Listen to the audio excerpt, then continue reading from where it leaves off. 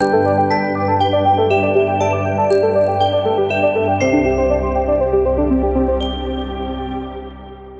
back. Now, one background information tool that you may want to use that does not exist inside of ChatGPT is called Google Talk to Books. And if you go to your favorite search engine, you're going to see here that there's a link called Talk to Books from Google Books. And we're going to click on that link. And Talk to Books is a semantic search tool from Google, accessing the words inside of published books on Google Books. So we're going to write in a semantic search term. Once we have our phrase, we are then going to click Go. And what you will have is direct citations from specific books regarding your query. Now, you can go back and redo your query if you don't get the results that you like. What you get with this page also is a filter command.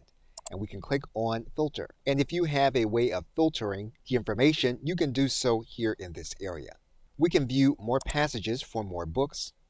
And again, these are books that we are going to cite directly inside of whatever artifact that we are producing. And in some cases, we may even link back to the book, either with an affiliate link, but definitely with some kind of credit to the author. What this also does is it allows us to verify that what we are stating in our artifact is going to be correct and accurate.